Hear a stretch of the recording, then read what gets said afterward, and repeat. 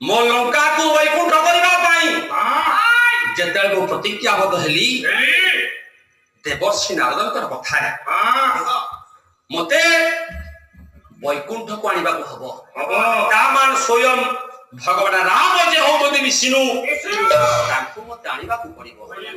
ना नहीं अच्छा ताकू केमिति आनिबी ओ ताकू केमिति आनिबी सेथि पाई मो भाई बुझिना आंती बोले कहले चोरी करबा सेथि पाई हे रह मो प्रथमे कली कोन ना को मां को आनिया पाई चेष्टा करी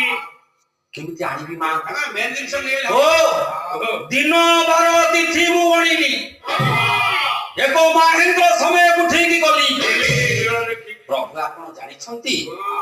सबठार बड़ मायाबी होछंती मोर मामू मारीच ओ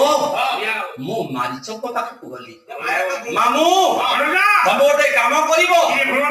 कोन से काम ओला पंचवर्ती रे दिने कुटी होबसे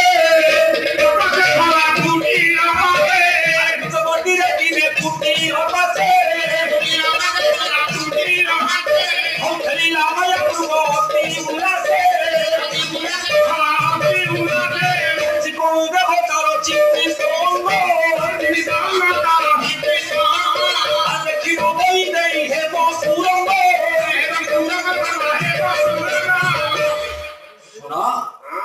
पंचवटी दिने कुटीर पासे मामू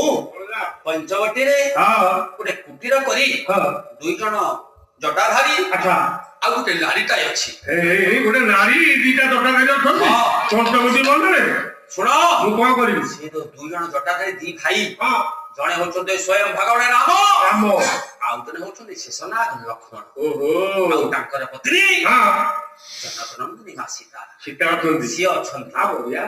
मु मोर लंका कटक को वैकुंठ करिया पई चाहूची सतीरी जेनो तेनो प्रकारेण सीता को आनिया को मते पड़िबो ता माने परिवा कोन मु कोन करिवि तमे गोटे सुनार मृग हे जाओ मु गोटे सुना मृग हेबी हां तापर कोन हबो पंचवटी अरण्य रे कुटीर निकट रे तमे सेति क्रीड़ा करिवो माने ई काम तुमको देखिला परे अरे तुमको पाइबा पाई मृग को पाइबा पाई सीता के लोभा शब्द है तमे खेले हां देखि आगो को जीव आगो को सीता तो धरि परिबेनी से ताकर स्वामी राम को कहिबे राम सीता को कथा को भांगी परिबे नाही पारिबे तब तमे कोन करना के दूर को नहीं जीव आगु बोलिबे दूर को नहीं गला परे सही समय रे मु सीता को आनिबा आई